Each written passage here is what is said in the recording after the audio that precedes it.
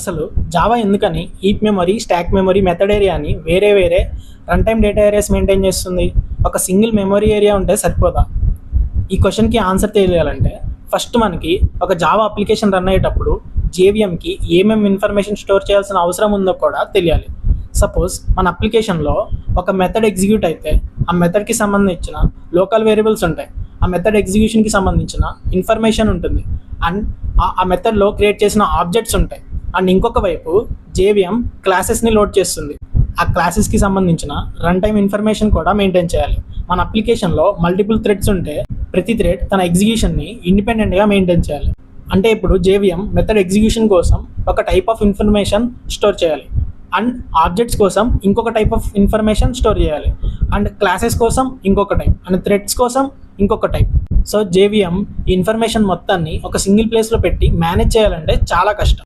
అందుకే JVM data run time ఏరియాస్ని డిఫరెంట్గా ఆర్గనైజ్ చేస్తుంది. ఫర్ ఎగ్జాంపుల్, ఒక థ్రెడ్ మెయిన్ మెథడ్ని ఎగ్జిక్యూట్ చేస్తుంది అనుకుందాం. ఆ మెథడ్ ఎగ్జిక్యూషన్ కోసం జేవిఎం స్టాక్ మెమరీలో ఒక స్టాక్ ఫ్రేమ్ క్రియేట్ చేస్తుంది. ఆ స్టాక్ ఫ్రేమ్లో local variables, operand stack and method ఎగ్జిక్యూషన్కి కావాల్సిన ఇన్ఫర్మేషన్ మొత్తం స్టోర్ చేసుకుంటుంది. స్టాక్ మెమరీ అనేది మెథడ్ ఎగ్జిక్యూషన్తో క్లోజ్లీ కనెక్టెడ్, అండ్ ఇది థ్రెడ్ ప్రైవేట్, అంటే ప్రతి థ్రెడ్కి తన ఓన్ జేవిఎం స్టాక్ మెయింటైన్ అవుతుంది అని. ఒకవేళ మనం ఈ మెథడ్స్లో ఏమైనా ఆబ్జెక్ట్స్ క్రియేట్ చేస్తే ఆ మెథడ్ ఎగ్జిక్యూషన్కి కావాల్సిన ఇన్ఫర్మేషన్తో పాటు ఆబ్జెక్ట్స్కి కావాల్సిన ఇన్ఫర్మేషన్ కూడా కావాలి. And object life time, method life time రెండు సేమ్ అవ్వకపోవచ్చు.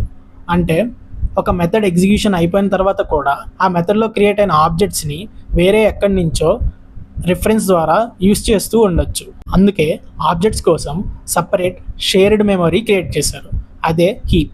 ఒక అప్లికేషన్లో మల్టిపుల్ థ్రెడ్స్ ఆ హీప్ మెమరీని షేర్ చేసుకుంటాయి. అండ్ ఇక్కడే గార్బేజ్ కలెక్షన్ ఒక ఇంపార్టెంట్ రోల్ ప్లే చేస్తుంది.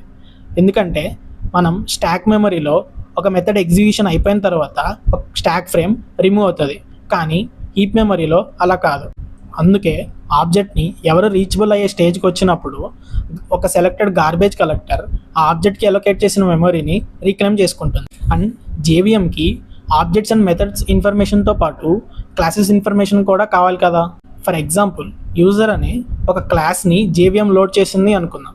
ఆ క్లాస్కి సంబంధించిన క్లాస్ మెటాడేటా అవ్వచ్చు, మెథడ్స్ ఇన్ఫర్మేషన్ అవ్వచ్చు, ఫీల్డ్స్ ఇన్ఫర్మేషన్ అవ్వచ్చు. ఇలాంటి క్లాస్ రిలేటెడ్ రన్ టైమ్ ఇన్ఫర్మేషన్ని జేవిఎం మెథడ్ ఏరియాలో స్టోర్ చేస్తుంది. సింపుల్గా చెప్పాలంటే జావాలో జేవిఎం మెమరీని డివైడ్ చేయట్లేదు, డిఫరెన్స్ రెస్పాన్సిబిలిటీస్ని ఫాస్ట్ అండ్ ఈజీ వేలో మేనేజ్ చేయడానికి ఆర్గనైజ్ చేసింది.